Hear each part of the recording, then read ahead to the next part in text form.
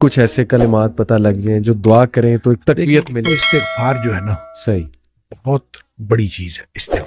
استغفار کے بہت سارے کلمات حدیث کے اندر آئے. ایک ہے استغفار رب اغفر لی وتب علی انک انت التواب الغفور. بہت شاندار استغفار ہے. قرآن مجید میں نہیں، یہ حدیث میں حدیث رب اغفر لی وتب علی انک انت التواب الغفور. ٹھیک. ایک استغفر اللہ الذی لا الہ الا هو الحی القیوم واتوب الیہ. بالکل صحیح. یہ والا جو ہے نا استغفر اللہ الذی لا الہ الا هو الحی القیوم واتوب الیہ، اندازہ کیجئے کہ حدیث میں قرآن میں آتا ہے کہ جو شخص میدان جنگ سے فرار ہو نا اس پر اللہ کا غضب نازل ہوتا ہے. صحیح. یعنی میدان جنگ سے، میدان جہاد سے جو شخص فرار ہو صحیح. اس پر اللہ کا غضب نازل. صحیح. اس قدر اس نے بڑا جرم کیا. نبی کریم صلی اللہ علیہ وسلم فرماتے ہیں کہ جو شخص سوچ سمجھ کر 3 دفعہ یہ پڑھ لے استغفر اللہ الذی لا الہ الا هو الحی القیوم واتوب، 3 دفعہ سوچ سمجھ کے پڑھ، نبی پاک صلی اللہ علیہ وسلم فرمایا اللہ تعالیٰ اس کے سارے گناہ معاف کر دیتا ہے، چاہے وہ میدان جہاد سے فرار ہوا ہو. اللہ. اب اندازہ کریں پیچھے بات کیا رہ گئی. یعنی اتنا بڑا اگر گناہ اس سے سرزد ہوا ہے اور وہ اللہ سے معافی مانگتا ہے استغفر اللہ الذی لا الہ الا هو الحی القیوم، 3 دفعہ یہ کہتا ہے تو اللہ تعالیٰ اس کے سارے گناہ معاف کر دیتا. پھر حدیث میں آتا ہے کہ سبحان اللہ و بحمدہ، صحیح. جو شخص یہ 100 دفعہ پڑھتا ہے صحیح. سبحان اللہ و بحمدہ، بس اتنا، صحیح. اور اللہ تعالیٰ اس کے گناہ معاف کر دیتا ہے چاہے سمندر کی جھاگ کے برابر ہو. کیا یعنی جتنے بھی گناہ ہیں اللہ تعالیٰ معاف کر دیتا ہے. بالکل ٹھیک. تو یہ اسی طرح جو اللہم اجرنی من النار ہے، جی ہاں جی ہاں یہ 7 دفعہ اگر کوئی شخص صبح کے وقت پڑھ لے، صحیح. 7 دفعہ شام کے وقت پڑھ لے، صحیح. اگر اس دن میں اور اس رات میں اس کی موت آ جائے تو اللہ تعالیٰ جنت عطا فرما دے گا. پھر سید الاستغفار ہے، جی یہ تو میں سمجھتا ہوں شارٹ کٹس ہے. ہاں. تو سید الاستغفار 1 دفعہ پڑھ لے، اللہم انت ربی انت ربی لا الہ الا انت خلقتنی، تو یہ 7 دفعہ، یہ 1 دفعہ پڑھ لے. صحیح.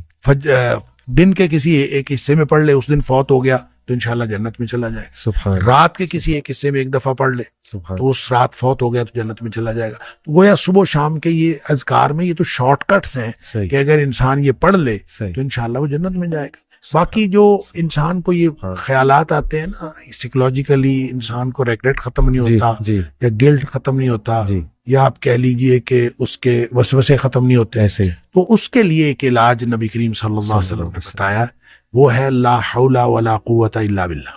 واہ. بس اتنا. صحیح. اور اس کو اگر 100 دفعہ کوئی شخص پڑھ لے، اچھا. لا حول ولا قوت الا باللہ. صحیح.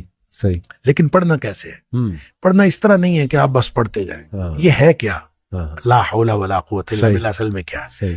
حول کا معنی بھی قوت ہے اور قوت کا معنی بھی قوت ہے. لا حول ولا قوت، یوں کہہ لیجئے نہ کوئی اجتماعی طاقت نہ کوئی انفرادی طاقت الا باللہ، سوائے اللہ کے. اللہ. یا نہ گناہ چھوڑنے کی طاقت نہ نیکی کرنے کی طاقت صحیح. الا باللہ. یعنی یا تو ایک کو پازیٹیو بنا لے، ایک کو نیگیٹو بنا لے، یا ایک کو اجتماعی یا ایک کو انفرادی. صحیح. اب اللہ کے سامنے اس کو اپنا مسئلہ سمجھ کے نا، اپنا جو بھی مسئلہ ہے وہ سوچے، صحیح. اور سوچ کے اپنے اللہ کے سپرد کر دے. یا اللہ میری تو کوئی طاقت نہیں، نہ انفرادی نہ اجتماعی، الا باللہ. ہاں تو عطا فرمائے طاقت تو ہو سکتی ہے. کیوں میں اس کو کہتا ہوں یہ بے بسی کا کلمہ ہے. بے بس آدمی اپنے اللہ کے سامنے بے بسی کا اظہار کرے اس کلمے کے ذریعے. صحیح. صحیح. تو پھر یہ نبی پاک صلی اللہ علیہ وسلم نے فرمایا، جس شخص نے کہا تھا نا مجھے وسوسے آتے ہیں، جی، آپ نے فرمایا لا حول ولا قوت الا باللہ پڑھا کر، تیرے وسوسے بھی ختم ہو جائیں گے اور اس کے علاوہ اللہ تعالیٰ تیرے 100 مسئلے حل کر دے گا. واہ واہ. آپ اندازہ کریں، آپ اندازہ کریں ایک شخص کے 100 مسئلے ہوتے نہیں ہیں. صحیح. 2 نہیں تو 4، 4 نہیں تو 6، 6 نہیں تو 8. اس سے زیادہ مسئلے تو کسی کے ہوتے نہیں. ایسے ہی. تو لا حول ولا قوت الا باللہ پڑھنے سے وسوسے بھی دور ہو جاتے ہیں. اور اس کے علاوہ، اور وسوسے جب حدیث میں اس کا لفظ وسوسے آتا ہے تو میں اس کا سمجھتا ہوں کہ اس سے مراد سائیکولوجیکل پرابلمز ہیں. تو جتنے سائیکولوجیکل پرابلمز ہیں وہ اس سے حل ہو جاتے. خوبصورت. اللہ کا ذکر ہر اعتبار سے بہترین ہے، لیکن بعض تو بالکل ایسے ہیں جیسے وہ تیر بہدف ہے. کیا بات. تو یہ شیخ اس کو جنت کے خزانوں میں سے بھی بالکل، اس کو لا حول ولا قوت الا باللہ، اس کو نبی اکرم صلی اللہ علیہ وسلم نے جنت کے خزانوں میں سے خزانہ بھی قرار دیا. اور جس کو جنت کا خزانہ مل جائے اس کو اور کیا چاہیے. آپ کو شاید میں نے یہ واقعہ پہلے سنایا ہو. میرے والد صاحب رحمۃ اللہ علیہ بہت زیادہ ذکر کیا کرتے تھے جوانی میں. صحیح. اور ہماری دادی بھی بتایا کرتی تھی کہ یہ محی الدین بڑا ذکر کیا کرتا تھا. تو اس کے مختلف وہ جنگل میں چلے جاتے تھے، بعض اوقات اپنا ان کا تو طریقہ کار تھا. والد صاحب نے خود مجھے یہ واقعہ بتایا. وہ کہتے ہیں کہ مجھے ایک دفعہ یہ حدیث نظر سے گزری کہ جنت کے خزانوں میں سے خزانہ ہے، لا حول ولا قوت الا باللہ. تو کہتے ہیں میں نے اس کے بعد باقی سارا ذکر جو ہے کم کر دیا. اچھا. تو سب سے زیادہ اسی کو پڑھا، لا حول ولا قوت. کہتے ہیں میں نے یہ سوچا کہ جس کو جنت کا خزانہ مل جائے اس کو اور کیا چاہیے. تو کہتے ہیں میں نے صبح و شام کثرت کے ساتھ لا حول ولا قوت الا باللہ، لا حول، بس یہی. اصل میں یہ بات والد صاحب نے مجھے اس سوال کے جواب میں بتائی تھی کہ والد صاحب نے کبھی بھی دنیاوی طور پر کوئی کاروبار، کوئی جاب نہیں کی. اچھا.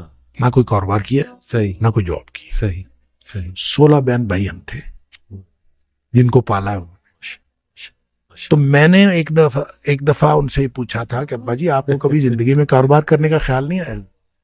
ان کا آیا تھا، ان کا کاروبار کا خیال آیا تھا جوانی میں. پھر انہوں نے یہ واقعہ بتایا. ان کا جب یہ میں لا حول ولا قوت الا باللہ بہت زیادہ پڑھتا ہوں، اس سے پہلے کہتے ہیں میں سوچا کرتا تھا کہ میں کوئی کاروبار کر لوں. تجارت کہتے ہیں مجھے بہت پسند تھی، اس لیے بھی پسند تھی کہ نبی پاک صلی اللہ علیہ وسلم کو تجارت پسند تھی، اور اس لیے بھی کہ نبی پاک صلی اللہ علیہ وسلم فرمایا اس میں بہت زیادہ برکت ہے. صحیح. کہتے میں سوچا کرتا تھا، کیا نہیں کبھی. تو جب لا حول ولا قوت الا باللہ میں نے بہت زیادہ پڑھا، کہتے ایک دفعہ خواب میں مجھے اللہ تعالیٰ نے دکھایا کہ میرا یوں کر کے دھڑ جو ہے وہ آدھا کر دیا گیا.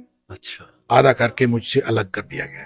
اچھا. اور میرا آدھا دھڑ الگ ہو گیا، لیکن میں باقی کا پھر بھی مکمل ہوں. یعنی وہ آدھا دھڑ الگ کر دیا گیا ہے اور میں پھر بھی مکمل ہوں. صحیح.